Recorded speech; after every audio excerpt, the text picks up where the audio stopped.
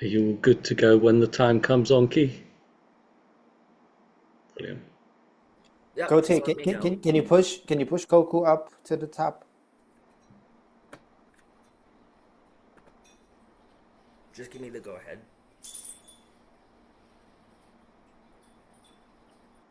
Thank you. Okay, thank you. Okay, well, thank you all for coming. This section will feature a Dharma talk. It's definitely a part two of what Kote was speaking about this morning, so I really recommend going back and watching what he said after the retreat. So, Ongi, if you'd be so kind as to do the opening of the sutras.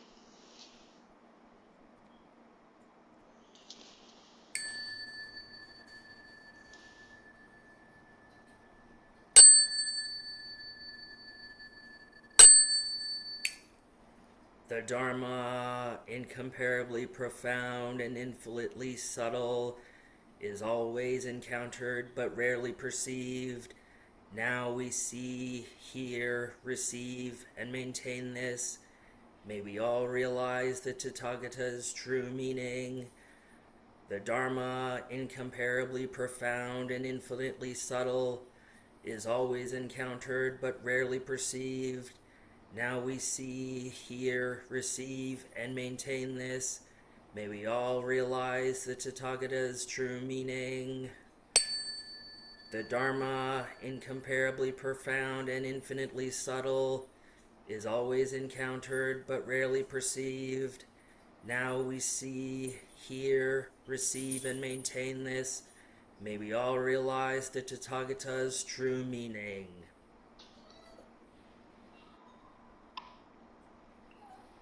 Thank you. One of the reasons for doing this spring retreat, well, we've done one before, and hopefully from now we'll try and make it a more regular thing. But it's, as well as celebrating Hanamatsuri, the birth of Shakyamuni Buddha, it's 700 years since the death of Soji Keizan.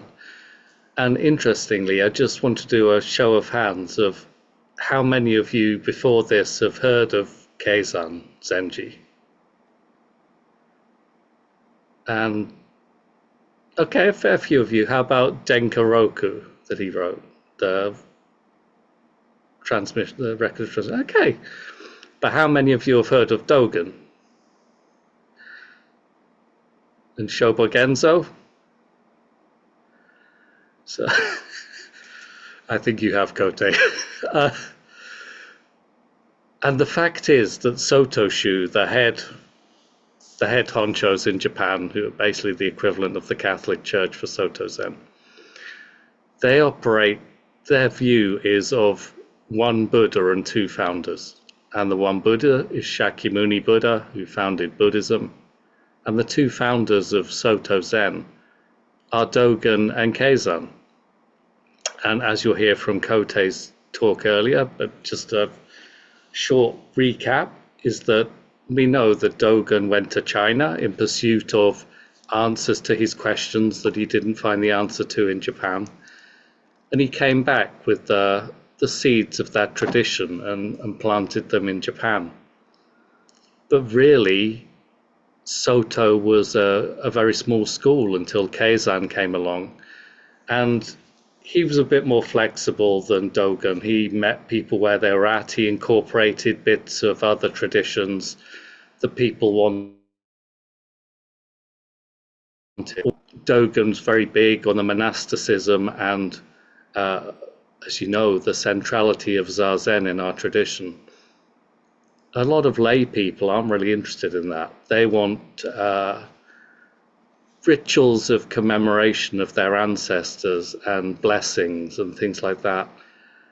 And Keizan was much more amenable, as well as realizing that if you have patrons who pay for your monastery, they quite like it if you do ceremonies and chanting to kind of honor them and, bless them to have long lives and prosperity. So he did that. And he's kind of known for that. And Dogen is called the father of the Soto Zen school, and Keizan the mother. And we do talk a lot in Western Zen about Dogen and not so much about Keizan. And the same is true of Shobo Genzo. Like all of you have heard of Shobo Genzo, and we talk about it, we give talks on it. Keizan we talk about less, even though he's one of the two founders. And he was the founder of Sojiji, which I'm sure most of you know. Just as there's one Buddha, two founders, there's two head temples of Soto Zen training. There's Eiheiji, which Dogen founded, Sojiji, which was founded by Keizan. And as Kote again said this morning, they had rivalries throughout history, and then kind of, I think, just before the 20th century in the Meiji Restoration, they kind of said, okay, you're both the big guys, you can both be the head temple, and it's all good. You don't have to like squabble over this anymore. So they did that. So really, his influence on Soto Zen has been huge, and in fact, if it weren't for Keizan, it may have been quite a short-lived tradition. It may have just been something which just died out. But even though we know him for that, we don't talk about his writings and his kind of teachings on Soto Zen. Jundo, I think a couple of years ago, did talks on Zazen Yojinki, which is Keizan's treatise on Zazen, which is well worth reading, and we're going to put links to a bunch of stuff after this, and I think Bjorn knows where the talks are that Jundo gave on that, and it's worth reading that to see how much of Dogen is contained in Keizan. But Keizan is also quite more pragmatic in the way he looks at meditation in some ways. Dogen, as I'm sure any of you who've tried reading him have seen, he can be quite mystical, quite prosaic, quite poetic, which can be gorgeous and lovely. But sometimes you just want to say to him, just tell me what you mean. Tell me what you're talking about. And it seemed that Keizan was more just giving it people straight. And the text I want to talk about today is Denkaroku, which is the record of transmission of light. And what it is, it's essentially a koan collection based on the lives of the first 53 ancestors of Zen. And if we've just chanted the blood lineage ancestors, so those 53 that go from Shakyamuni Buddha up to Eijo, who was Dogen's successor, those are all written about. Now, these weren't necessarily factual stories, especially when we go to sort of the earlier ones and the less well-known ones, but even the later ones, were they true? I don't know. They were more like they were a way to tell certain things, certain truths about Zen, maybe with a story which is not quite so true. But there's three translations that I know of into English. There's Transmission of Light by Thomas Cleary, and The Record of Transmitting the Light by Francis Cook. And Soto Shu have actually done their own translation, which is available for free at their website, and that will be another thing that we put in the links for you. And what Keizan did over the course of a year, he gave talks on these 53 ancestors, and it's believed that the reasons he did that were several-fold. Firstly, after Dogen, and again you can go to Kote's talk where he talks about this, it's a normal thing where a guy invents a tradition, he dies, and then people are left squabbling over, this is the true Dogen tradition, this my way is the true Dogen tradition, and we should include elements from elsewhere, no we shouldn't, and there was just squabbling and fallings out. And one of the reasons it's thought that Keizan gave these talks was to get all these people and say to them, look, this is our tradition, we're in the same tradition, this is the important point. It stretches back, by the time of Keizan, he was the 55th generation, but he was saying, our tradition stretches back over 53 ancestors. And in this time, I guess, that was what, 1800 years, maybe 1900 years. And he was saying, okay, we've got all these differences now, but look, this is a tradition which stretches right back to Shakyamuni Buddha. Let's look at what's important rather than squabbling over these minor differences. So these talks covered 28 ancestors from India, followed by 23 from China, the last of which was Dogen's teacher, Ru Jing, and then the two in Japan, Dogen and Eijo himself. And I guess the Keizan was too modest to include himself and his own teacher. So, as I say, many of the stories aren't historically accurate, but they are not necessarily Keizan's invention, because the Denkaroku is a type of literature called, I've got a spiritual genealogy. And this was common in China. And one reason it was common was because people liked reading stories about Buddhas of the past. But also as a way to get your tradition taken seriously at a time when there was many different schools of Zen, but of other Buddhism as well in China. If you could show that your lineage dated back to Shakyamuni Buddha through this lineage of ancestors, then this was looked like a way of proving that your lineage and your tradition was genuine. So it was done like that. Although one thing is that there's 19 known copies of this document, but none have been found in Keizan's own, brushwork or that which is recognized by one of his attendants. So some scholars have said, well, is this really Keizan's work? And nobody's really said it isn't, but I think there's a few doubts in sort of modern history.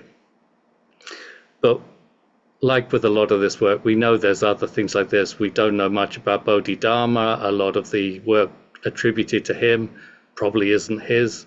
We know with Faith in Mind, that's attributed to the third patriarch, the Shinshin Ming, probably wasn't written by him. And we know that the Platform Sutra almost certainly wasn't written by the sixth patriarch. But that doesn't undermine their importance in the tradition and the wisdom they have to offer us. Francis Cook, who was one of the translators, said that actually many people rank the Denkaroku alongside the Shobogenzo. I'm not sure I'd go quite that far, because the Shobogenzo is just so pivotal in pointing us towards practice, but it definitely merits more attention than it would get, I would say.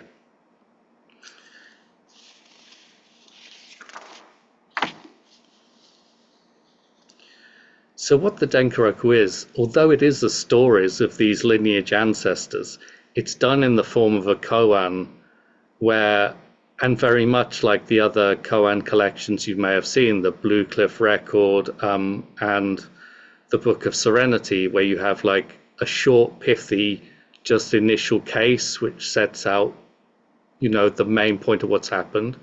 Then you get some background information, a commentary or teaching, and then at the end there's a capping verse. And each of these ancestors is dealt with in this way. And what is being looked at isn't always straightforward and clear, and it's encouraging us to think about things in a different way, in the same way as koans.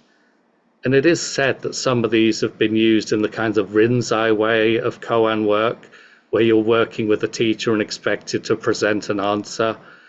But mostly I think it's being used in a more Soto way, in the same way that Dogen uses koans as a teaching method, using these stories as a teaching method. So if we start with, what I'm hoping to do is just talk a little bit about text in general, and then we got a discussion period. So I hope to give you some of these cases and ask you what you think of them, what do you think they mean. So if we this is just an example of what they look like with the first ancestor, who, you know, we're all familiar with, because when we chanted just now the ancestor lineage, you'll notice that some of the names are familiar to you, probably some of the ones that Koshi did in a louder voice. Shakyamuni Buddha, Eihei Dogen, Bodai Daruma, the sixth ancestor, Dongshang Lianji, Sakita Kisen louder, I can't remember, but yeah, Nagarjuna. And then there's whole loads of names which we just don't know. And so it's interesting reading about them here. But anyway, just to put us on familiar ground, let's start with Shakyamuni Buddha. And I think this one line, the initial case is one line, which I think you'll recognize. It goes, Shakyamuni Buddha saw the morning star and was enlightened. And he said, I and the great earth and beings simultaneously achieve the way. And that's commonly recited in Soto Zen, and it's very much the story of Rohats, where he is sitting under the Bodhi tree, and on the morning of his awakening he saw the morning star, and he's said to have uttered that phrase. So there's the circumstances of his birth, and Keizan gives a little bit of historical information. And then in the Teisho, he gets a bit deeper in the commentary. He says, the so-called I in the main case is not Shakyamuni Buddha. And Shakyamuni Buddha also comes from this I. Not only does Shakyamuni come from it, but the great earth and beings also come from it. And this is why he's saying, I and the great earth and beings simultaneously achieve the way. And he says, since this is so, do not think that it was just Shakyamuni Buddha who was enlightened. You must not see any Shakyamuni Buddha apart from the great earth and beings. Even though mountains, rivers, and their myriad forms flourish in great abundance, none are left out of the pupil of Gautama's eye. All of you here are also established in the pupil of Gautama's eye. Not only are you established in it, but rather it is enfolded within you. So, what's he saying there? He's saying what he's doing in this case, and he's doing it in most of the cases I've read here. He's saying these stories, they're not something that just happened a long time ago that are irrelevant to us. We can often think, you know, the Buddha was this amazing man who reached awakening 2,500 years ago. But my life's very different. I live in modernity. I'm not going to be able to kind of leave home and do all the things he did. But Keizan's very much saying, no, you are the Buddha here and now, and you can experience exactly the same thing as he experiences. And as Dogen says in Fukazazengi in Bendua, or he says in Bendua most clearly, you know, if any being sits for just a single moment in the posture and the mudra of the Buddha, then all beings in all directions are awakened at the same time. And he's saying that to us as well. He's saying it's not me, Dogen, and Keizan saying it's not just the Buddha. When each of you does this, exactly the same thing happens. It's not something which is happening miraculously to these people who are special. They kind of are special, aren't they? You know they are, but all of us are. And when you sit in Zazen, exactly the same thing occurs as when the Buddha sits in Zazen, when Dogen sits in Zazen, when Keizan sits in Zazen. So, and he goes into more of that. And each of these is about 4 or 5 pages, so it's actually quite a nice book. And I imagine it's said that Keizan gave the talks over a year, and with 53 ancestors, I don't know this for sure. My guess is he kind of did one a week. And similarly, if you got this book, you could kind of read just about one ancestor a day or one ancestor a week for a year. And at the end, his verse is, "A splendid branch issues from the old plum tree. At the same time, obstructing thorns flourish everywhere." So I must admit, I'm not always clear what these things are saying, but it seems to me that he's saying that Shakyamuni Buddha was this special branch from the plum tree. And each of us is kind of our own branch and our own flower. And we can flower, but at the same time as we're awakening or sitting in Zazen, there's still all these obstacles that are there. But the obstacles, like on the plum tree, you've got the flowers and the thorns. They're not separate. They're not separate. You can look and say, well, I want to achieve the flowers, but I don't want the thorns. I want the nice bit. I want the awakening bit, the peaceful sitting. But I don't want all those thorns and obstacles. But I think what he's saying here is, no, the two arise together and they're all part of the same thing. So we'll come back after I've just said a few more words on the general text. We'll come back to some more of those, and I'll let you have a go at seeing what you think. So, so what's this text actually pointing to? Well, the reason it's called the record of the transmission of the light is the light of awakening. And we know in Soto Zen, practice and awakening, they're not separate. But it says it's transmission of the lamp.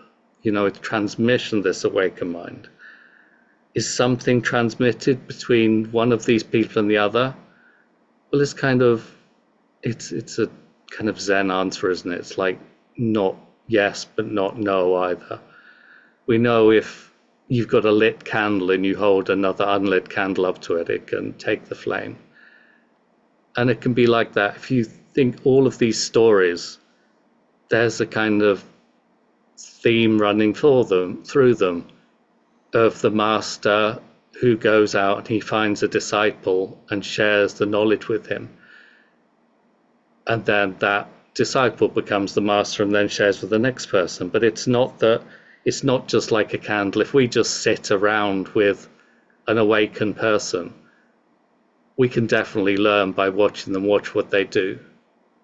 But if we don't practice ourselves, I don't think we're going to get anywhere.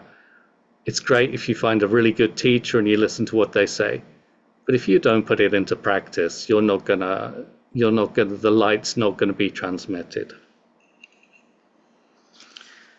But what he's saying here, what Keizan's pointing out to you, is each of these ancestors can be a light for us. They can be a light that transmits their wisdom to us. And reading through the Denkaroku, we see that all of these ancestors come from different backgrounds. Sadly, because it's kind of like patriarchal times, it's not like they're different genders. They're all dudes. I'll share it with you. There's no secret. There's nobody else in there but dudes. But we've got women now who are taking prominent positions in Soto Zen, and there were at various points in Zen history, but these 53 ancestors are all men. But outside of that, they do deal with different circumstances and come from different backgrounds. And the Denkaroku is very much saying that this light of awakening is there regardless.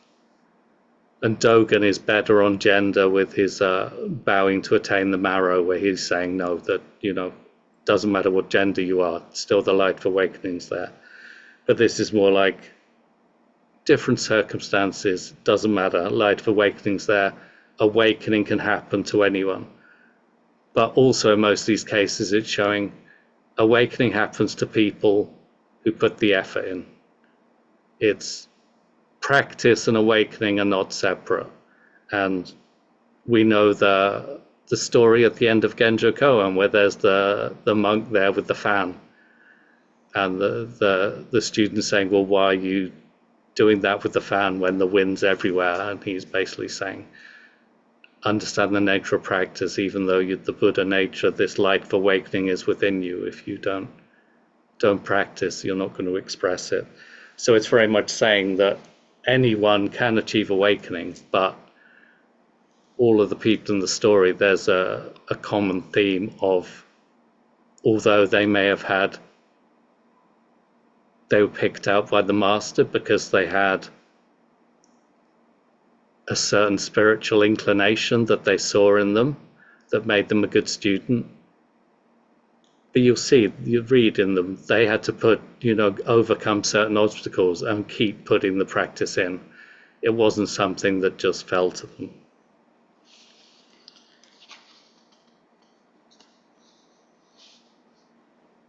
And it's thought that this is one of the reasons that this text were originally given as talks.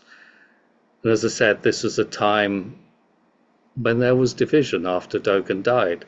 So he was very much trying to invigorate the monks, say, don't be focused on these things. Look at what's important. What is the important thing in this lineage? The important thing in this lineage is practice and awakening. And it's another thing that Soto Zen has often been accused by Rinzai, Shikantaza just being passively sitting. And again, this was Keizan's kind of rebuttal to that, saying, look, 53 awakened ancestors, you're going to argue with that. And he's showing, we don't aim, we don't have a goal when we sit to awaken, but it's not like awakening is not part of our tradition. It's not like something that doesn't run through it like a golden thread. Thomas Cleary, the other translator, he says that Denkaroku is the most thorough guide to Satori or awakening in the entire Japanese Zen canon, showing how this experience transcends time, history, culture, personality, and social status.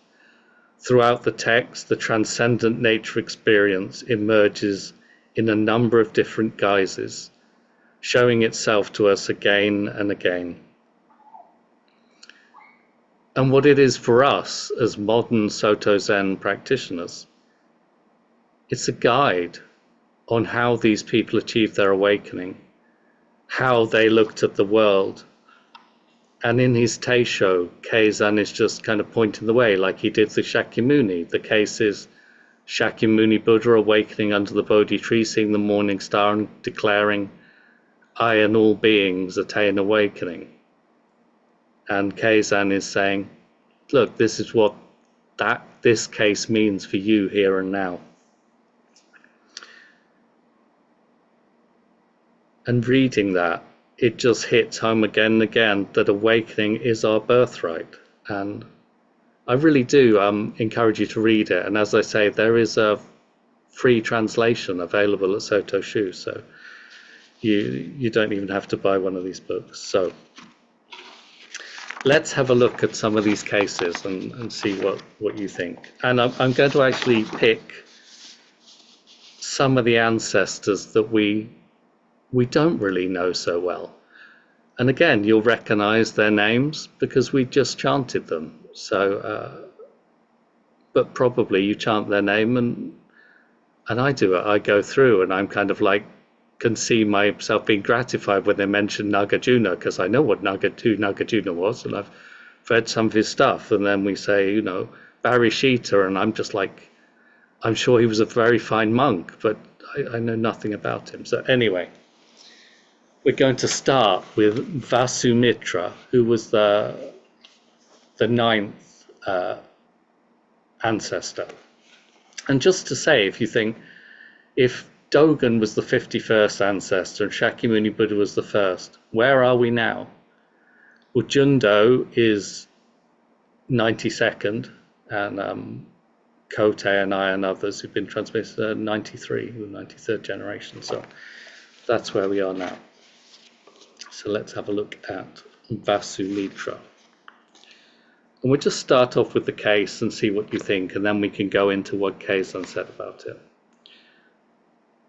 And you can see that these are like koans. Any of you have studied koan literature, they're kind of symbolic, and they're encouraging you to think in a different way. So, main case. The seventh patriarch, what did I say? The seventh patriarch was the Venerable Vasumitra. He placed a wine vessel before the Venerable Michaka, bowed and stood. The Venerable Michaka asked him, "Is this my vessel or yours?" The master, Vasumitra, thought about it. The Venerable Michaka said, "If you think it is my vessel, it is your intrinsic nature. If you think it is your vessel, you will have to receive my teaching." Hearing this, the master was greatly awakened concerning the unborn intrinsic nature. So, okay, how many of you were greatly awakened by that? And how many, like me, until I read the Teishu, were kind of thinking, okay, I sort of see a little bit what he's saying, but I'm not quite sure. Okay, does anyone, and it's just, there's no wrong answers. Like I say, I don't always get these, and we will go into the Teishu, but does anyone got any thought even on any element of it? Can you read it again? Just the case? Sure. The seventh patriarch was the Venerable Vasumitra. He placed a wine vessel before the Venerable Michaka, bowed and stood. The Venerable Michaka asked him, "Is this my vessel or yours?" The master thought about it, the master being Vasumitra. The Venerable Michaka said, "If you think it is my vessel, it is your intrinsic nature. If you think it is your vessel, you will need to receive my teaching." Hearing this, the master was greatly awakened concerning the unborn intrinsic nature.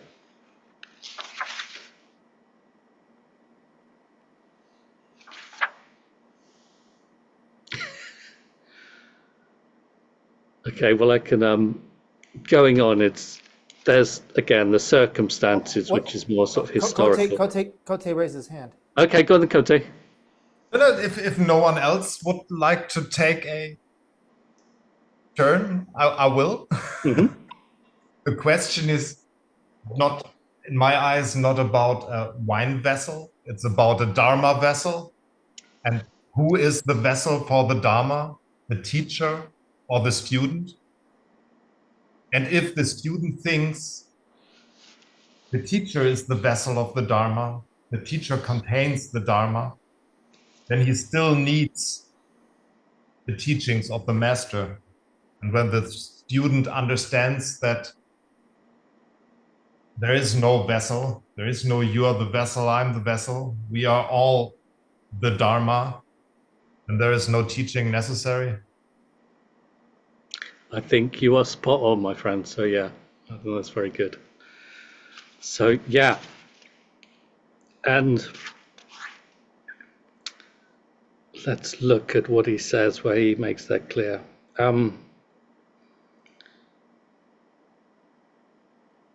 Michaka asked, "Is this vessel mine or yours?" At this time, can you ask whether it's mine or yours?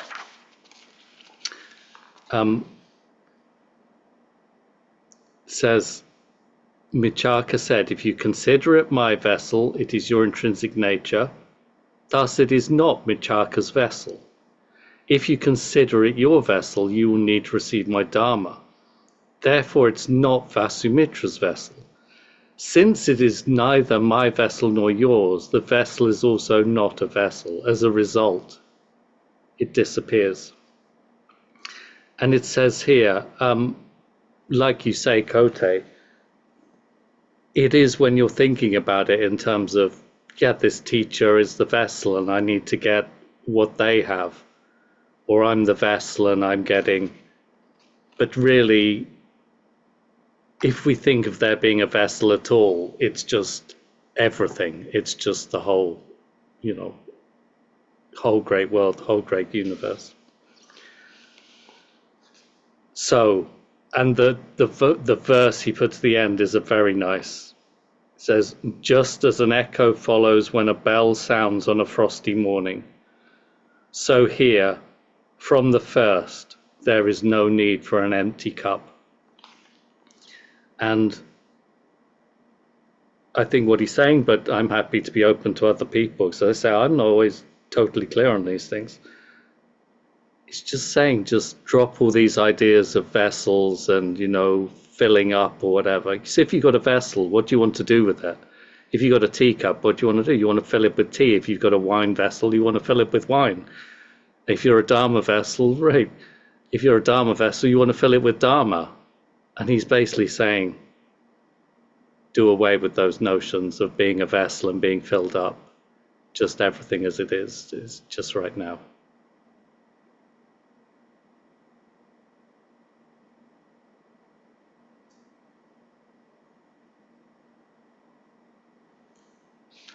So feel free to add if you want, but I know this is, it could be, I've read this in preparation and I don't totally get it. So Kote, I think, was better than me on this. So,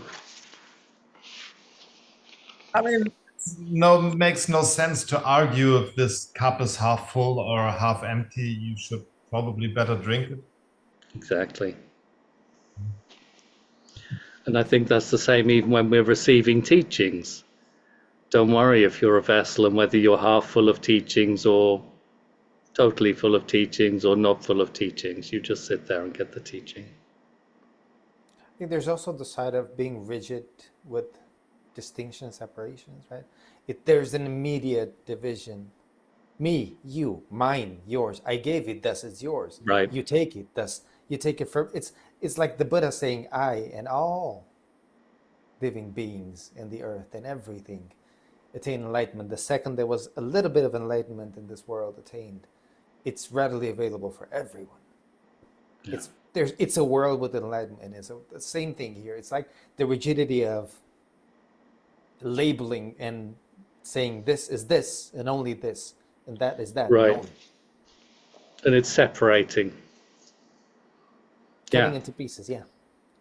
And Very you'll nice. see that, and I think that is another common theme going through here. And I think we'll see it in this next case, and we're almost sort of answering ourselves by seeing this. And now we go to Kapimala, who I think, annoyingly, the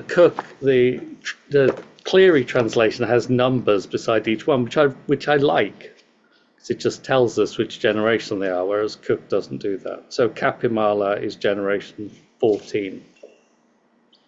Although here they call him the 13th patriarch, but I guess they're taking Shakyamuni as the root, and then it's the successor. So he's the 13th after Shakyamuni. So the main case is the 13th patriarch was the Venerable Kapimala. One time the Venerable Ashvaghosha, who I believe is his teacher, spoke of the ocean of Buddha nature, saying, mountains, rivers, and the great earth appear in dependence on Buddha nature. The 3 kinds of spiritual knowledge and the 6 paranormal powers appear as a result of it. And here again is a line that will become familiar. The master, hearing this, was awakened. So I think, can we see how that is related to the other two cases there?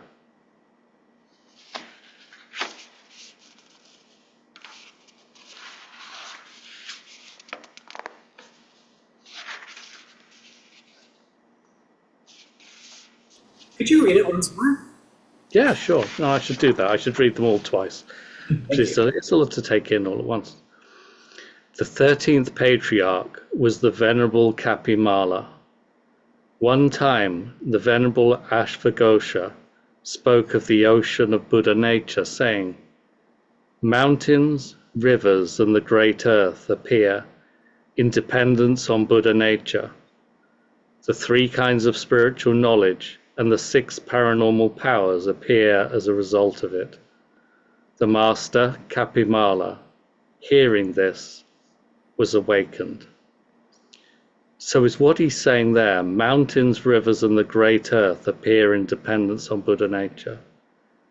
Is that similar to what Shakyamuni was saying? I and the great earth and all things awaken at the same time simultaneously.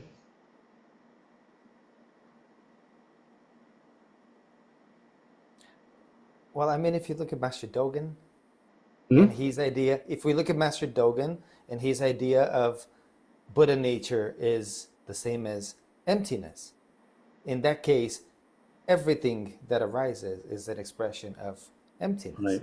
Form is emptiness, emptiness is form. In order to have mountains, rivers, things, concepts with names, this existing separate from the other one, it is not separate from the ocean of Buddha nature. And so, and the six, which is, I actually love that part about the six paranormal powers, because it's such a wonderful kind of teaching within, well, especially the Pali Canon. I mean, you know, you're familiar with that, but it's this series of supernatural, I don't take them like that, but supernatural qualities that someone gets from practicing and from attaining something on the path to Buddhahood.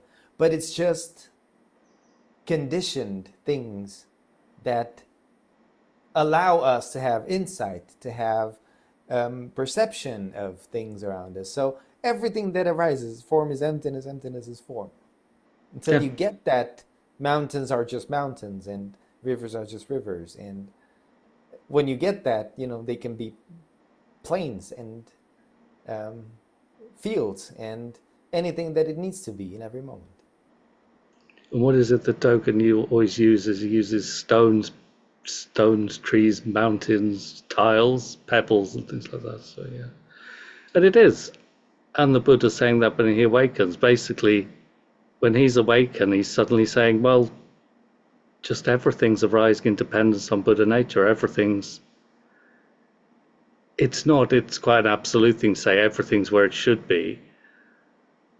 But I guess in one way, everything's absolutely where it should be. The only reason it isn't where it should be is because we start to judge it. And that can be a difficult thing, because we can look at things like, you know, people being bombed and say, well, is that where it should be? And then, you know, but it's looking at it from one perspective, that it's all just dependently arisen. It's not like, I guess there's an evil power or something which is making this happen. It's all dependent arising. Some of it's more pleasant to see than others, but it's still all just dependent arising. I think the should is the poisonous word there. When you say, like, everything is, you leave it at that. Be like, it is.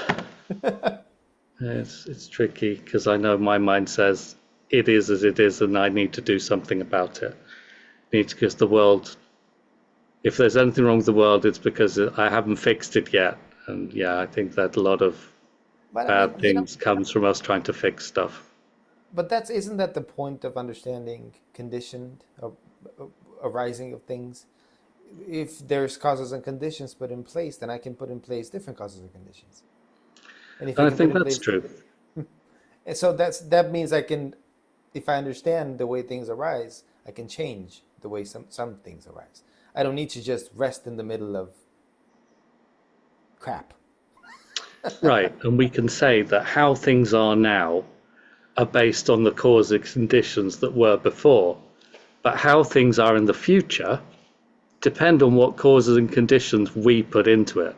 And that's where Buddhist ethics and the precepts come in, because everything we do in line with the precepts puts that it can change things. It can change things if we put good things into the future. You know, I don't like the bad and good, but you know, if you act in a way that's beneficial and harmful. That's what I was going to say. Yeah, beneficial for all beings, generally beneficial for all beings. You're putting better causes and conditions out there. You put, as Leon says, harmful causes out there. You're going to get harmful things coming out as a result. So that's part of. We can't change everything, but it's that thing, isn't it? That, and this is something I think hopefully you've all got an opinion on, that we can't change everything, but just in our immediate circumstances, We can change how we interact with our friends, our family, our work colleagues. We can give a little money to a homeless person. We can rescue a spider out of the bath. Does it stop the bombing in Gaza? Probably not. But, you know, we do what we can do.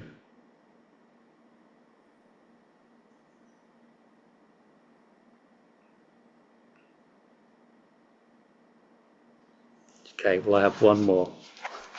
Why is everyone so shy, though? Everyone's so shy. Just say Yeah, something. please do feel free to. I know these aren't easy though, because I know I do koan practice with a teacher, and I'm even shy of presenting in front of him on my own, because we don't like getting it wrong. Aha, this one I like, and this is the 40th patriarch, so he's the 40th since Shakyamuni.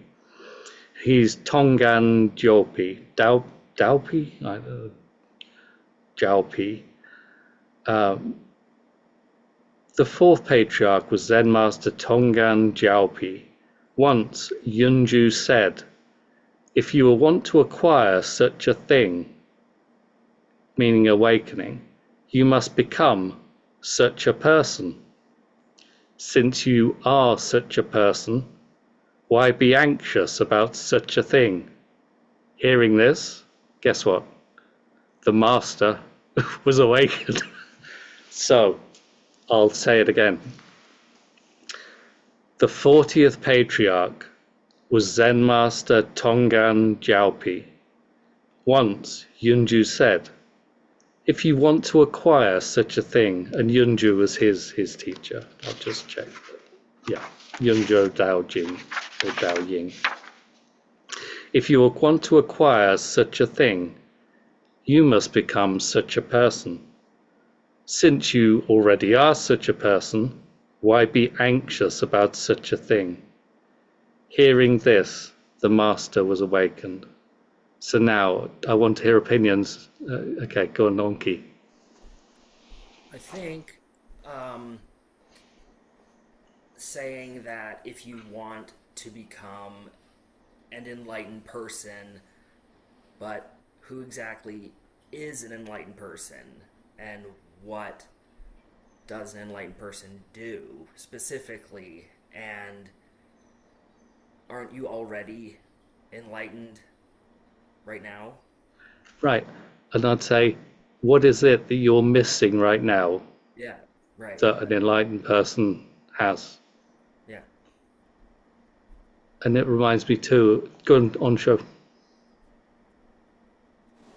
was thinking that the absolute can only be viewed from the relative as well. So Yeah.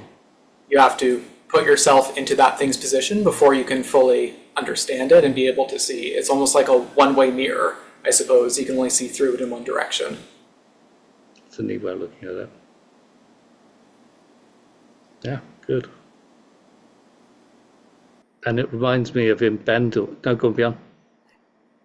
Fukansa Zengi, I think it is, where at the end, Master Dogen says, if you want to attain such, be such a person. It's exactly the same expression. It's, you want enlightenment, enact it. You want a Buddha, be the Buddha. I think it was one of the previous abbots of either Eiheiji or Sojiji that in an interview said something regarding practice, and I think it was Miyazaki Zenji maybe, and he said something like, if you imitate the Buddha for one day, then you've imitated the Buddha for one day. If you imitated the Buddha for 2 days, it's 2 days of perfectly imitating the Buddha.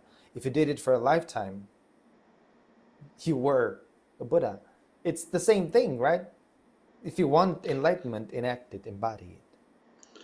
I think it's definitely that. And that's this lack of separation between practice and awakening. But also, I think most of us start off this path because we're looking for something. And it reminds me of that bit in Bendawa where you've got the monk who says, the teacher says, to the monk, "Oh, you've been here for a while. You've never asked me anything." And he said, "Well, I didn't like to boast, but, I've already discovered it." And he said, "Well, tell me what you discovered." He said, "Well, the fire god comes looking for fire." And he's basically saying, we're an awakened person standing there looking for going, well, where's all this awakening?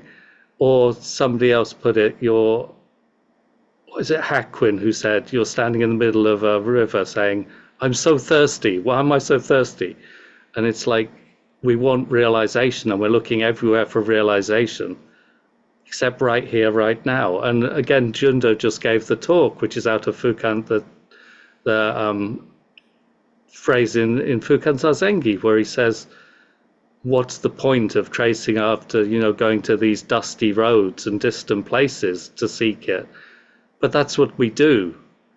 We want, how many of you thought, well, I'm never going to get awakened unless I can go and train in Japan, or I can go and train at Upaya or Zen Mountain Monastery, or, wherever. I'll never do it just at home because I've got kids, I've got work, I've got, whatever you've got, a partner. And he's saying, if you want to acquire such a thing, you must be such a person. And who is such a person? We're all such a person. But we become such a person, like Beyond says, by enacting it. And Taigen Dan Leighton says Zazen is basically an enactment ritual of being a Buddha. You're sitting as a Buddha. But if you sit as the Buddha long enough, you just become the Buddha. And again, by being such a thing, we drop off ideas of, I need to be something else. I need to gain something else. My circumstances need to be different than they are. They say, if you want to awaken to what's really here, you've just got to become someone who is intimate with what's really here. And what we're doing in Zazen and in our practice, we're becoming intimate with things just as they are, with what's here. And that's becoming such a person.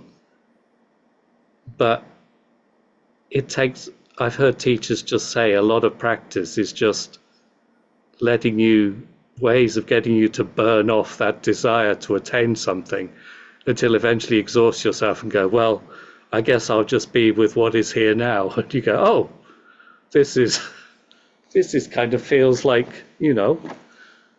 just feels like reality. And that is just seems to me what he's saying. And if you are such a person, why be anxious about changing things? Saying, well, I'm not going to achieve anything because I work too hard. I don't get time to sit. I don't get a time to go to sesshin or whatever. Or I don't get enough time to read Shobogenzo. And the fact is, your life is your life. And as Onsho was saying, it is like a one-way mirror. We can't awaken in somebody else's body. We can't awaken in somebody else's life. And although this, the Denkaroku's great, we can't awaken as Tongan Dwalpi. We can't awaken as Vasumitra.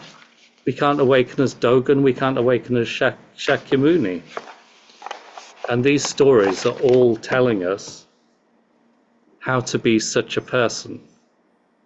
And we can only, all of these people awakened in their own circumstances, but we can't recreate their circumstances. We can only work with what we have. So that's what I'd say. I'll just see, and this is lovely, the verse at the end.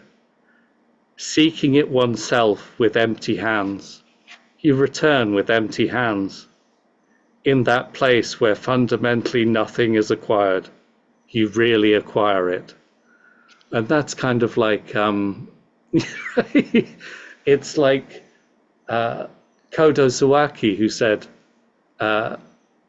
Zazen is good for nothing. But what people often don't say is the next bit, which is, but that good for nothing has to penetrate right into your bones. It's that seeking it with empty hands, you return with empty hands. None of it was yours. It's just all being intimate with what's here now, but what's here now, the next moment, it's what's here now. It's not, we can't hold on to it. We can't grasp some idea of awakening. All we can do is be intimate with what's here in each moment. But we can never hold it. We can never have this We can never catch it. Say, I've caught enlightenment. I'm putting it on the shelf, and I'll get it out when I need it, because I've caught it. I've made it into a little box. It's really beautiful, but I put it in the box so nothing happens to it. And that's what we want. And I know the reason I know this is because I think like this. I want to capture awakening so it's there forever. I want something that's fixed and permanent. I don't want to have to do this every moment. That sounds like hard work. It's like, I guess it's not. Once you're such a person, and once you can, and in Sekito Kisan's Song of the Grassroots Hermitage, he said, open your hands, let go of thousands of years of knowledge, let go, open your hands and walk innocently. And it's just like this. We can sit, we can be in life, just doing everything we do in our lives, but we're doing it with these open hands. And the open hands work both ways. They're the open hands of generosity, kind of giving away what's needed, but they're also the open hands of receiving. But when we receive, it doesn't stick. We're not graspy. When good experiences come, we can enjoy them. You have a great meal. There's nothing in Zen Buddhism that doesn't say, enjoy all those flavors and tastes. You have a good experience. You go hill walking and you get those endorphins of walking up that hill. You get those views at the top. You smell the mountain air. You pick some mountain berries and eat them. Enjoy all of that. It's nothing about that. But you can't take it with you. You could try and just keep on eating berries just to maintain. And we know we do this. You get a bar of chocolate, you're like, that's really nice. But you want to maintain that. You don't just want the bit of chocolate and then move on. You're just like, no, I want that flavor more and more. But it's just saying, enjoy these things, but don't go in there with closed hands. Everything's with that. And what I can't remember who, Uchiyama, opening the hand of thought, and that's just it. It's doing the thoughts in the same way. They come, they go. So we do everything with this open-handed generosity, but also open-handed giving. Just letting things come, letting things go. It's very, just totally open, and just allowing, as we were saying before, with the mountains and oceans or whatever, they just come and go. Everything just arises based on causes and conditions, and then when the causes and conditions are no longer there anymore, they go. We try and grasp onto them, we suffer. We just let things come and go as they will. So yeah. So anyway, yeah, I've talked way too long, but please do. I would definitely recommend giving this a read, even if you only pick ancestors that you like. Say we'll make some links after at the end of the day or tomorrow. There's some things to read. There's some stuff on Kazan. There's this. There was something else we were going to put in. I can't remember what it was, but we'll do that. And yeah, just have a look at these ancestors, because it's nice. And just taking one of these on a day and then just reflecting on it is a really good thing. We don't have to do it like a koan practice in terms of completely understanding it, but we can kind of mull around the ideas, and it's a really nice thing to do. So yeah, so thank you so much for listening. Appreciate it.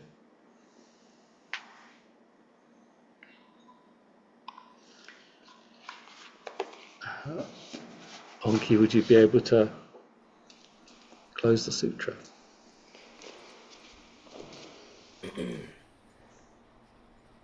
May the merits of these teachings penetrate into each thing in all places, so that we and every sentient being together may realize the Buddha's way.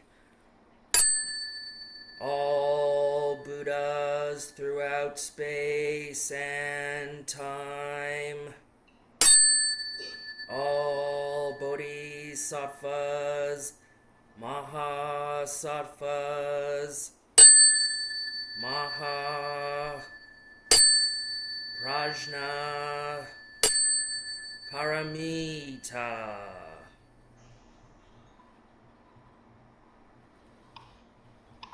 Thank you, Onki. And thank you all for listening. We now, I believe, have an hour lunch break. So enjoy that. Go forth, nourish yourselves, and hopefully we'll see you back for the final session in an hour. Yeah. Thank you. See you shortly. Thank you for your talk. Thank you, everyone. Thank you. Kokuu, that was absolutely beautiful. Oh, thank you. Oh, that was so lovely. He's a good man, Master Kazan. I think. Yeah. I like That's this. really I good. wish I understood it better, though. I was reading it last night, going, "I'm sure I should understand all this by now." But